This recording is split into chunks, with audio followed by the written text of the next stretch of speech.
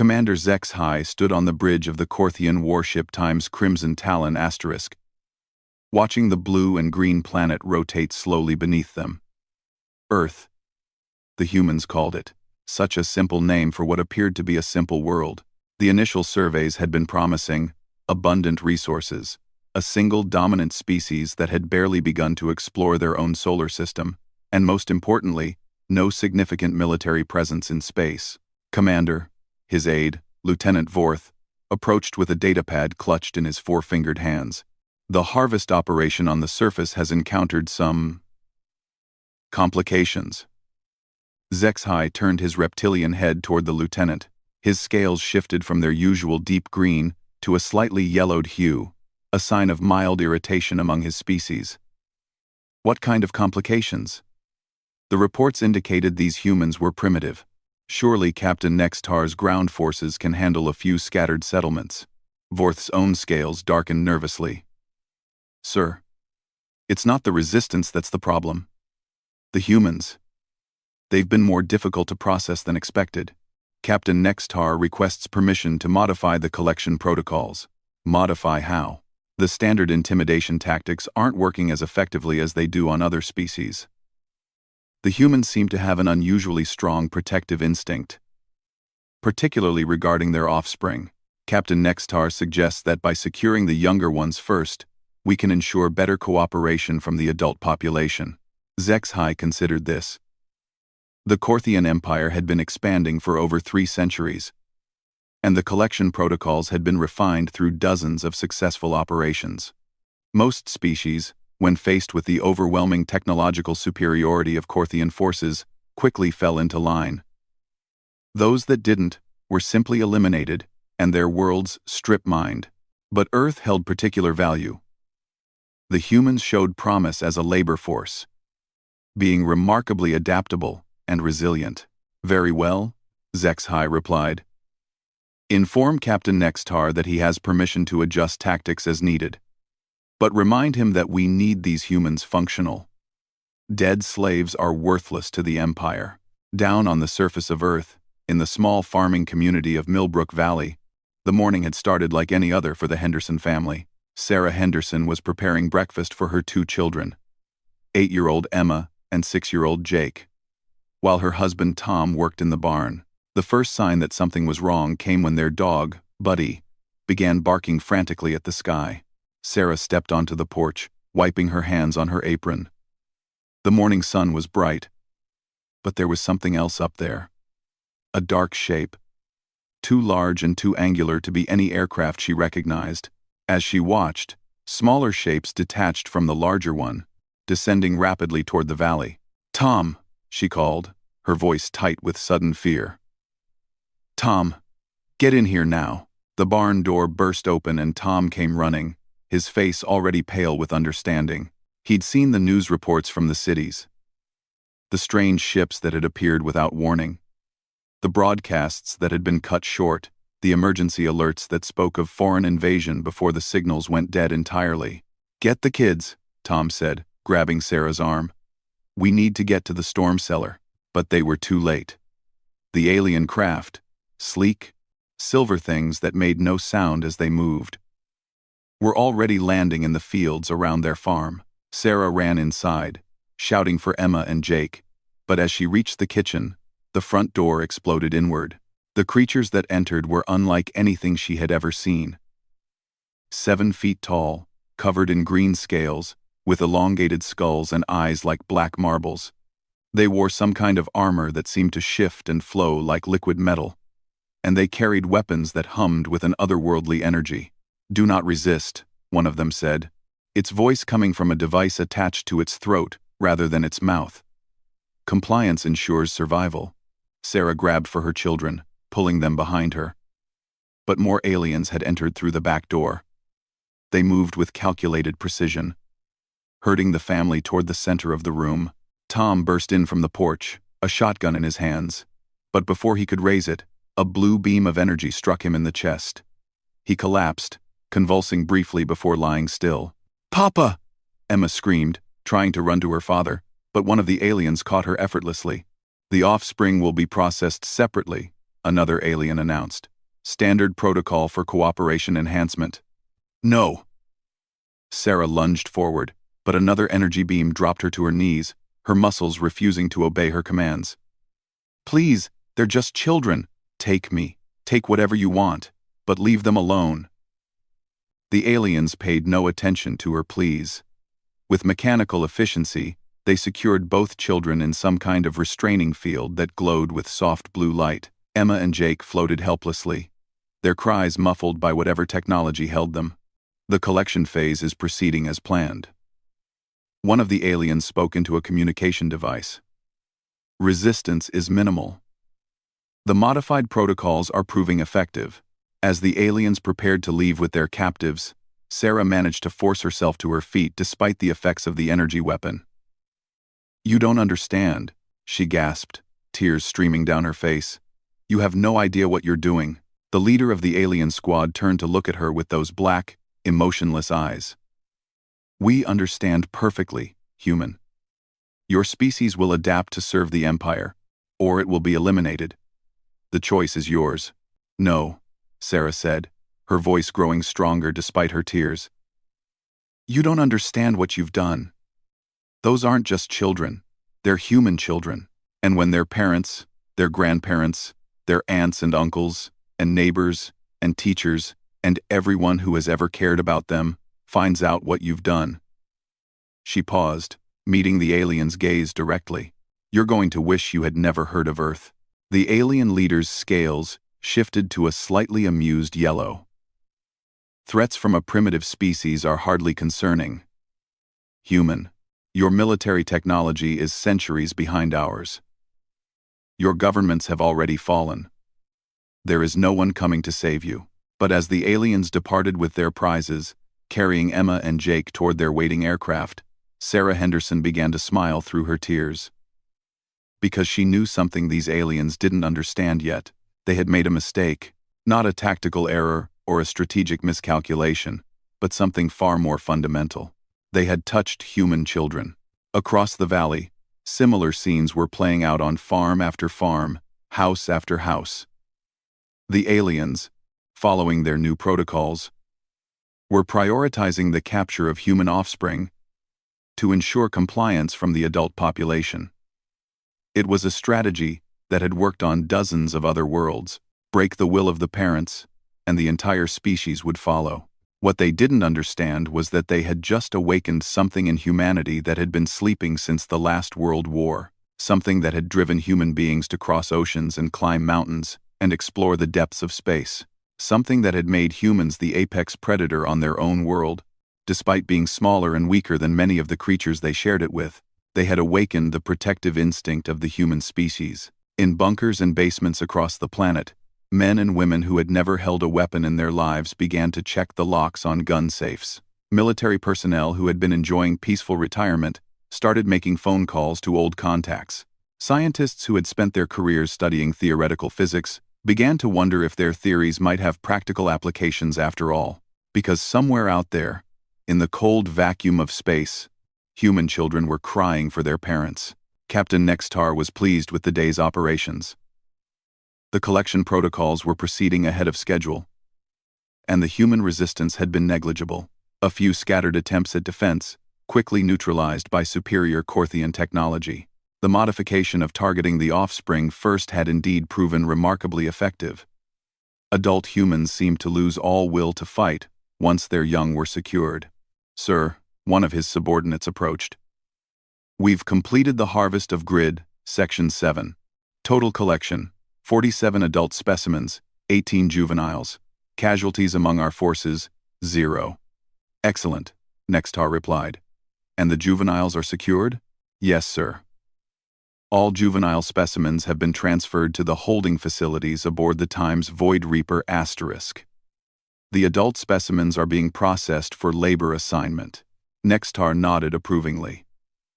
The Empire's scientists had determined that younger specimens were much easier to adapt to new environments and could be trained for specialized tasks. They would make excellent servants and workers, while the adults could be used for heavy labor until they were no longer functional. Have we received any response from the human governmental structures? Nextar asked. Scattered attempts at communication, sir, but nothing coordinated. Their leadership appears to have collapsed entirely. We're detecting some military movement in remote areas, but nothing that poses a threat to our operations. What neither Captain Nextar nor his forces understood was that the apparent collapse of human government wasn't a sign of defeat. It was a sign that something else was taking over. Something that didn't operate through traditional command structures or follow conventional military doctrine. All across Earth, in small towns and big cities, in suburbs and rural communities, in places where the aliens hadn't yet arrived, and in places where they had already passed through, a network was forming. Not an official network, not something organized by any government or military command, but something far more primal and infinitely more dangerous. It was the network of human parents, grandparents, teachers, coaches, babysitters, and neighbors. Everyone who had ever loved a child, protected a child, or promised a child that they would keep them safe. And every single one of them had just learned that somewhere out there, human children were in the hands of monsters. In a garage in Nebraska, a retired Marine sergeant began taking apart his classic car, not for restoration, but because he remembered from his service days that certain engine components could be repurposed for other uses. In a laboratory in Switzerland, a physicist who had 3 grandchildren started running calculations that had nothing to do with her official research. In a farm in Iowa, a man who had lost his own children in a car accident years ago sat in his kitchen, cleaning a rifle that hadn't been touched since hunting season, and wondered if he was too old to make a difference. None of them were acting on orders. None of them were following a plan. But all of them were moving toward the same goal, driven by the same fundamental human truth that the Corthian Empire had never encountered in all their centuries of conquest. Human beings would go to any length, pay any price, and face any enemy to protect their children. The aliens had superior technology. They had overwhelming firepower. They had the tactical advantage of surprise and the strategic advantage of space-based operations. What they didn't have was an understanding of what they had just unleashed, because while they were busy congratulating themselves on their successful harvest of human offspring, 7 billion human beings were beginning to realize that their children were gone, and they were starting to get angry. General Kethvar, of the Corthian Imperial Fleet, had commanded successful invasions across 12 star systems. He had overseen the subjugation of 17 different species and the harvest of resources from over 40 worlds. In his 40 years of military service, he had never encountered a situation that couldn't be resolved through the application of superior technology and overwhelming force, which was why the report from Commander Zexhai was so disturbing. General, Zexhai's voice crackled through the subspace communicator. We may have a developing situation on Earth. Kethvar leaned back in his command chair, aboard the Imperial flagship, Times Dominion's Edge *, currently stationed in the outer reaches of the Sol system. His aide, Colonel Raxwell, monitored the communication from a nearby console. Explain, Kethvar said simply. Sir, the collection operations have been proceeding as planned. We've successfully harvested approximately 12,000 human specimens, with a focus on juvenile subjects as per the modified protocols. However, we're beginning to detect unusual activity across the planet. What kind of unusual activity? Communication spikes in areas we haven't yet reached. Movement patterns that don't match normal civilian evacuation procedures. And Zexhai paused. We've lost contact with 3 collection teams in the past 6 hours. Kethvar's scaled brow furrowed. Lost contact? How? Unknown, sir. The teams were conducting routine harvesting operations in low-priority sectors. No significant military presence detected in those areas. But their transponders went dark simultaneously, and recovery teams found only debris. Equipment failure? Negative, sir. Preliminary analysis suggests the vehicles were destroyed by explosive devices. Crude but effective. Kethvar considered this information. In previous invasions, some level of guerrilla resistance was normal. Most species had individuals who refused to accept their new circumstances and attempted futile acts of defiance. These were typically isolated incidents, easily suppressed once the population realized the futility of resistance. How are the human governmental structures responding? Kethvar asked. That's part of the unusual pattern, sir.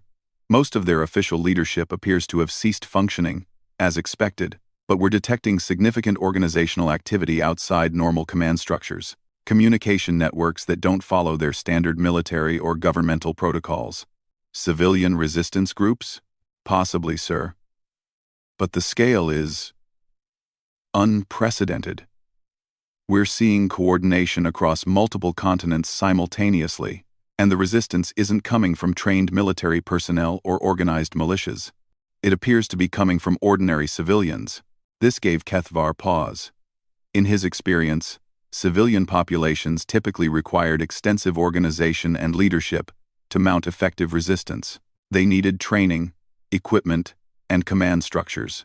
Random civilians didn't simply spontaneously coordinate multi-continental resistance operations. Are you certain these are civilians? Affirmative, sir. Our intelligence analysis indicates many of the individuals involved have no military training whatsoever. Teachers, farmers, shopkeepers, medical workers, and yet they're demonstrating tactical knowledge and organizational capabilities that exceed our projections for this species. Colonel Raxwell looked up from his monitoring station. Sir, I'm receiving additional reports from the surface teams. They're requesting reinforcements in multiple sectors. Show me, Kethvar ordered. The main display screen activated, showing a tactical overview of Earth. Red indicators marked the locations of Corthian forces, while blue indicators showed known human military installations. But scattered across the map were hundreds of small yellow markers, unknown contacts. What are these yellow indicators? Kethvar asked. Unconfirmed resistance activities, sir, Raxwell replied. Small groups, usually fewer than a dozen individuals. But they're appearing faster than we can catalog them. As Kethvar watched, new yellow markers began appearing on the display in real time, not in any organized pattern, not following any obvious strategic plan, but spreading like some kind of infection across the planet's surface. Get me Captain Nextar, Kethvar ordered. A few moments later, Captain Nextar's reptilian face appeared on the communication screen. Behind him, Kethvar could see the bridge of the Times Crimson Talon asterisk, but something seemed different. The usual calm efficiency of Corthian operations appeared strained. Captain, report on ground operations. Sir, the collection protocols continue to function as designed. We've exceeded our quota for juvenile specimens and are proceeding with adult harvesting. However, we're encountering increased resistance activity. I'm seeing reports of lost collection teams. Yes, sir. 3 teams confirmed destroyed, 2 more overdue. The resistance isn't following any recognizable pattern. They seem to be targeting our collection operations specifically, particularly those involving juvenile specimens. Explain, sir. In previous invasions, resistance groups typically focus on strategic targets, communication hubs, command centers, supply lines. These humans are ignoring all of that. They're going directly after our collection teams, especially the ones carrying juvenile specimens. A chill ran down Kethvar's spine, though he couldn't quite articulate why. Are you suggesting they're prioritizing the recovery of their offspring over strategic objectives? That's exactly what I'm suggesting, sir. And it's not just isolated incidents. We're seeing coordinated attacks from groups that shouldn't have any way of communicating with each other. Farmers working with urban civilians, retired military personnel training housewives, scientists sharing technical knowledge with mechanics. Kethvar studied the tactical display more carefully. The yellow markers weren't random after all. They were forming patterns, not the neat geometric patterns of military formations, but something more organic, like a web, with strands connecting across vast distances. Captain, in your professional opinion, what is the threat level?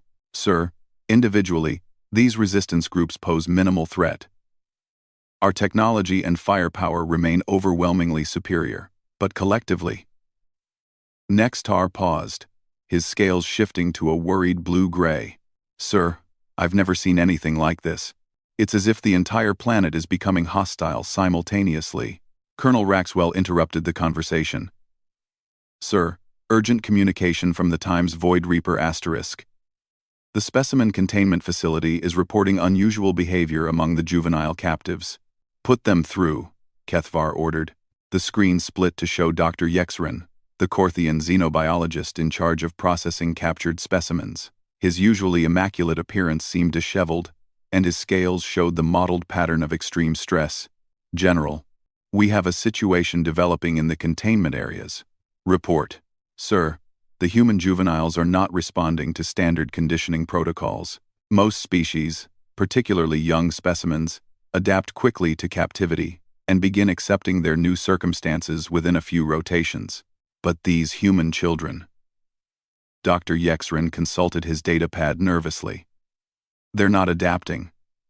If anything, they're becoming more resistant over time. More resistant how?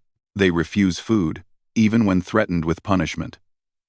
They've organized themselves into groups for mutual protection, despite having no previous contact with each other.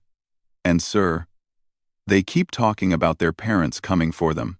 That's normal behavior for recently captured specimens. No, sir, it's not. Normal specimens eventually accept that rescue is unlikely and begin focusing on survival. These human juveniles seem genuinely convinced that rescue is not only possible but inevitable, and they're spreading this belief to other specimens. Kethvar felt something he had never experienced in decades of military service: uncertainty. Are you saying they're maintaining morale despite being in an objectively hopeless situation? Sir, it's more than that. They're maintaining hope, and they're doing it collectively. When one of them begins to despair, the others reinforce their belief that their parents will come for them. We've tried separating them, but they use any opportunity to communicate, to rebuild these support networks. On the main tactical display, more yellow markers were appearing. Hundreds of them now, scattered across every continent, multiplying faster than the Corthian forces could track. Dr. Yexrin, Kethvar said slowly, in your professional opinion as a xenobiologist, what is your assessment of human psychological patterns? Armand, of you have Catherine's far. Yexrin Catherine's far. Sir, I've studied over 40 different species during their subjugation process. I understand the normal psychological responses to defeat, capture, and integration into the empire. But humans, Dr. Yexrin paused, consulting his notes again. Humans don't seem to have a normal defeat response. They don't accept that a situation is hopeless, even when presented with overwhelming evidence. That's simply irrational. Yes, sir, it is. But that appears to be a fundamental characteristic of their species. They maintain hope and continue resistance, even when logic dictates surrender. And this trait seems to be particularly pronounced when their offspring are involved. Captain Nextar spoke up from the other communication screen. Sir, that correlates with what we're seeing on the surface. The resistance groups aren't acting rationally. They're taking enormous risks for minimal tactical gain. A group of farmers just attacked one of our collection centers with farming equipment and improvised explosives. They had to know it was a suicide mission. Did they succeed? They recovered 17 juvenile specimens before we could neutralize them. Sir, they knew they were going to die, and they did it anyway. Kethvar stared at the tactical display, watching the yellow markers spread like a disease across the planet's surface. A terrible understanding was beginning to form in his mind. Captain, how many juvenile specimens have we collected total? Approximately 12,000, sir. And how many adult humans are on this planet? Intelligence estimates 7 billion. Sir, Kethvar did the mathematics in his head, and for the first time in his long military career, felt something approaching fear. Colonel Raxwell, get me an analysis. If every adult human on this planet decided to prioritize recovering our juvenile captives over their own survival, what would be the tactical implications? Raxwell's scales went completely white, the Corthian equivalent of shock. Sir, that would be a military scenario beyond our current operational parameters. Run the calculation anyway. As Raxwell worked at his console, Kethvar continued studying the tactical display. The pattern was becoming clearer now. Every yellow marker represented not just a resistance group, but a group of humans who had decided that recovering their children was worth dying for. Sir, Raxwell said quietly, analysis complete. If even 1% of the adult human population commits to desperate rescue operations without regard for their own survival, our ground forces would be overwhelmed within 72 hours. And if it's more than 1%? Sir, our current force projection models don't account for an entire species willing to engage in simultaneous suicide attacks for the recovery of their offspring. Kethvar looked at the tactical display again. The yellow markers now numbered in the thousands, and were still multiplying. Below them, on the planet's surface, 7 billion humans were discovering that their children had been taken. Get me a direct communication to High Command, Kethvar ordered. Priority Alpha. Quote, Sir, I need to speak to the Imperial Council immediately. We may have made a serious error in our assessment of this species.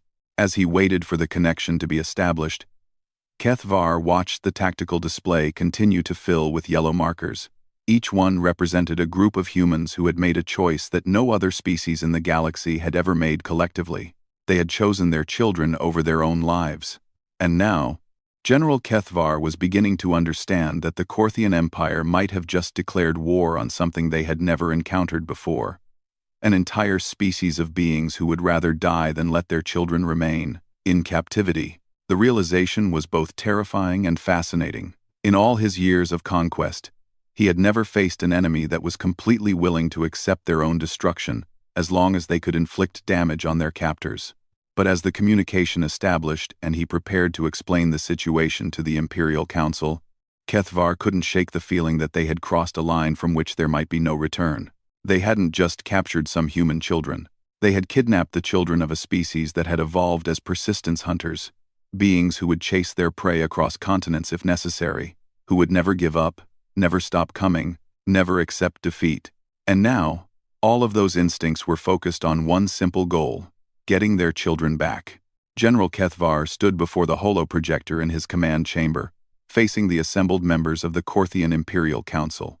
The blue figures of the 5 council members flickered in the artificial light, their scaled faces expressing varying degrees of skepticism and concern.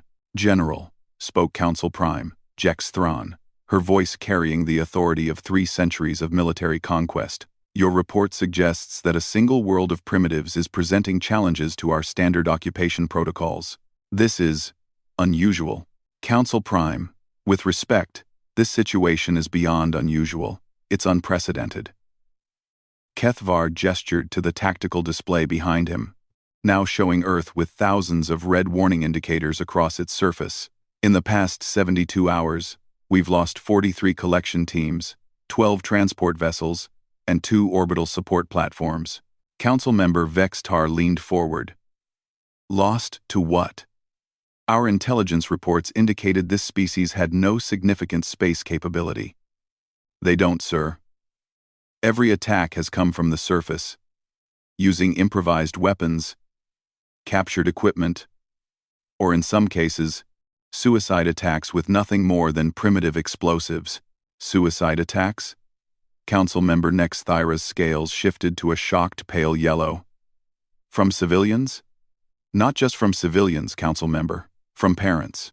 The silence that followed this statement stretched for several long moments. In the Korthian Empire's long history of conquest, suicide attacks were rare, and typically came from dedicated military units facing impossible odds.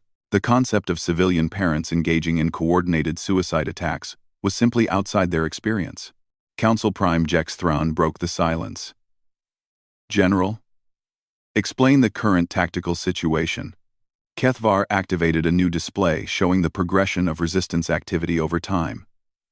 18 hours ago, resistance was scattered and unorganized. 12 hours ago, it began showing signs of coordination.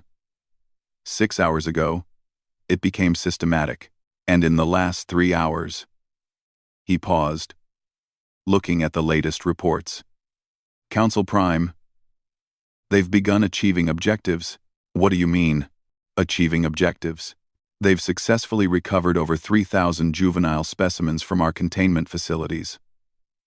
Our collection teams are no longer able to operate safely in any populated area, and the attacks are escalating in both frequency and sophistication.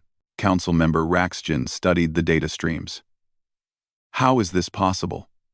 Our reports indicated these humans have no unified government, no coordinated military response. They don't need them, sir. They're coordinating through civilian networks, parents talking to other parents, teachers organizing with neighbors, mechanics sharing technical knowledge with doctors. And it's all focused on a single objective, which is getting their children back. Dr. Yexrin's voice suddenly came through the communication system. General, urgent report from the Times Void Reaper asterisk. Go ahead, Doctor. Sir, we've had a containment breach. The human juveniles. They've somehow organized a coordinated escape attempt. We've managed to contain most of them, but 17 specimens are missing. Council Prime Jex Thrawn's scales darkened to an angry red. How do children escape from a maximum security facility? Council Prime, Dr. Yexrin's voice was shaky. They didn't escape on their own. The missing specimens were taken during a boarding action. The silence on the bridge was deafening. A boarding action? Kethvar repeated slowly. Doctor, the Times, Void Reaper Times is in orbit. How exactly does a primitive species without space capability conduct a boarding action? Sir, they used one of our own transport vessels. A collection team that was returning from the surface. Except it wasn't our collection team anymore. The humans had acquired their uniforms, their equipment, their access codes. Councilmember Vextar leaned forward intently. Are you saying they infiltrated a Korthian military vessel? Sir, they didn't just infiltrate it. They took it over completely, used it to access our orbital platform, located the juvenile containment area, and extracted their targets with military precision. Then they somehow managed to get back to the surface before we could respond. Kethvar felt his world tilting on its axis. Doctor, what kind of humans were these? Military special forces? Intelligence operatives? Sir, we identified 3 of the individuals involved. A school teacher, a plumber, and a woman who operated a small restaurant. None of them had any military training in their files. Council Prime Jex Thran stood up abruptly. This is impossible. Civilian populations don't conduct space-based rescue operations. Council Prime, Captain Nextar's voice joined the communication from the surface. I need to provide an additional update. We've just lost the collection center in grid section 12. Lost how? Overrun, sir. Approximately 800 human civilians coordinated a simultaneous assault from multiple directions.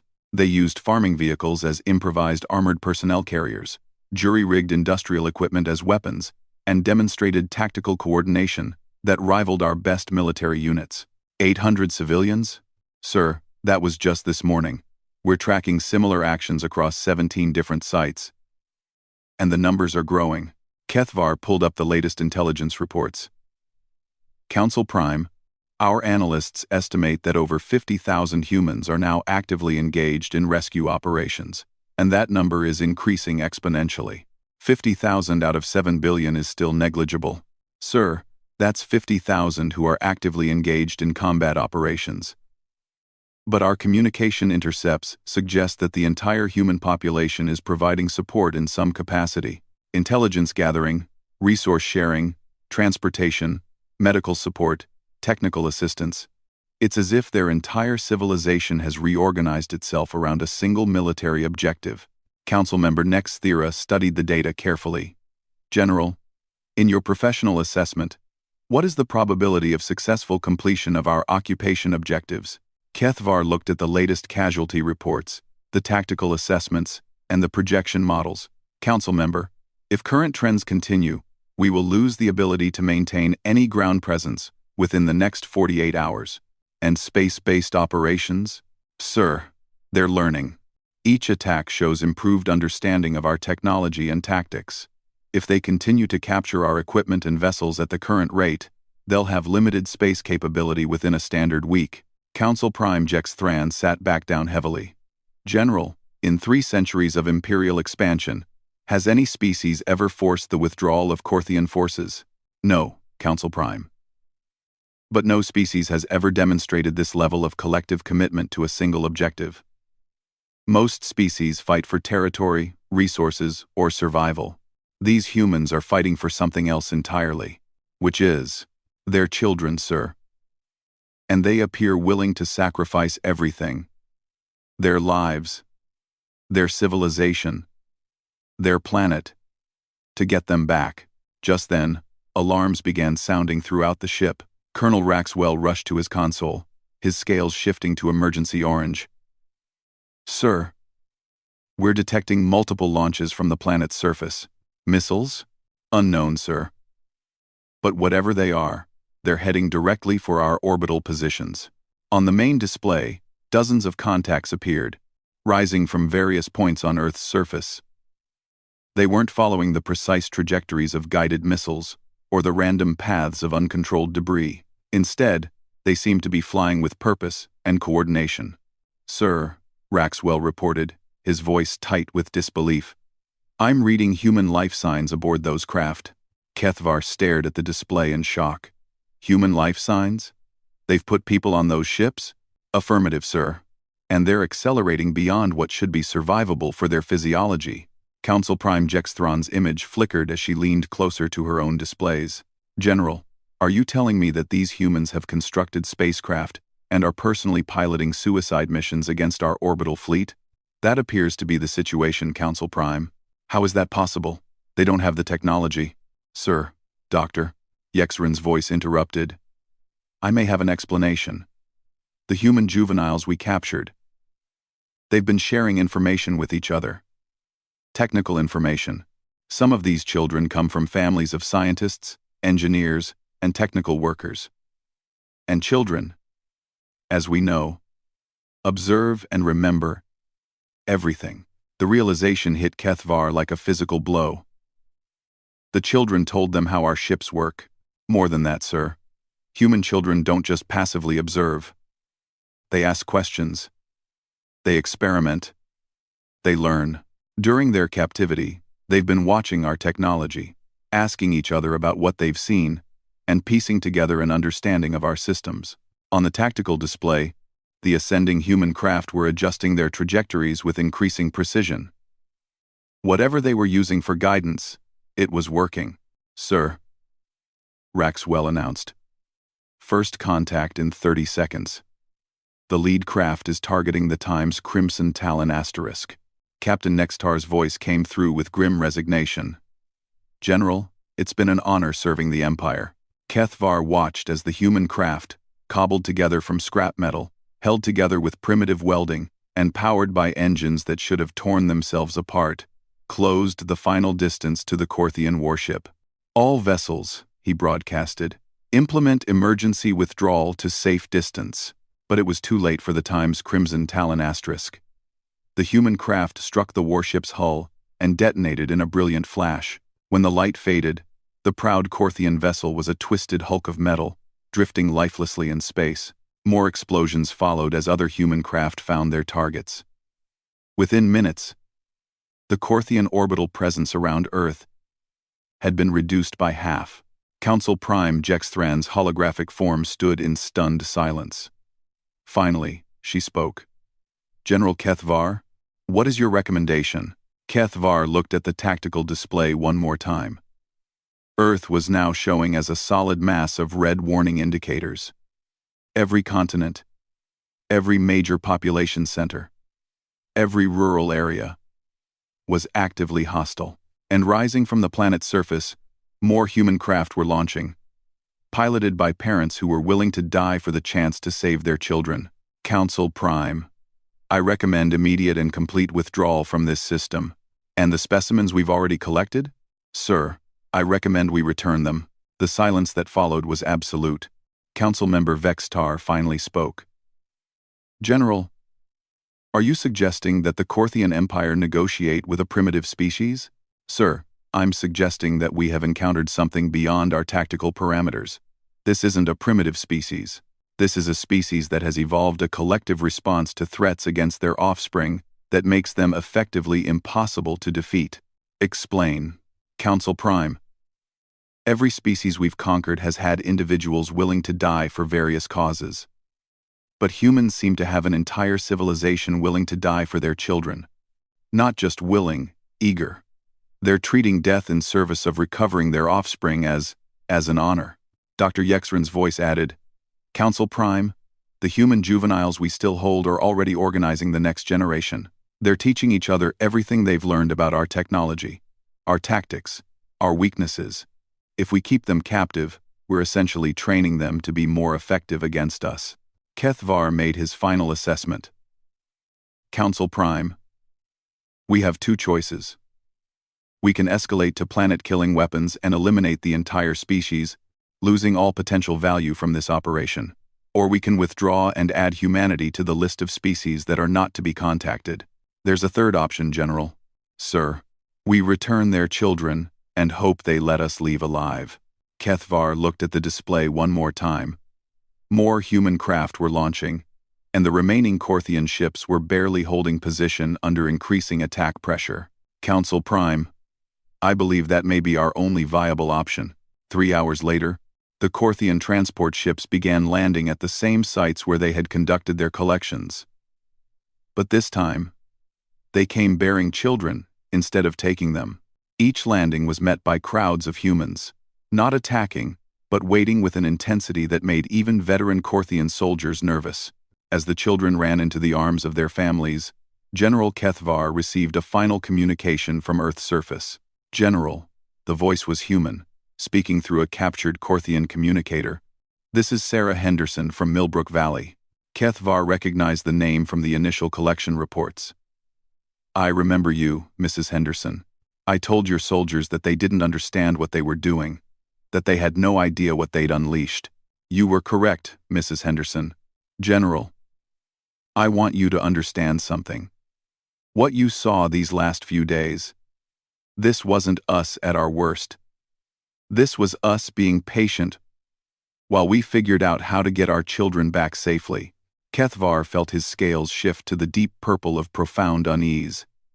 Mrs. Henderson, General, if you ever come back to Earth, if you ever threaten our children again, you won't see the humans who built rockets out of scrap metal and flew suicide missions into space.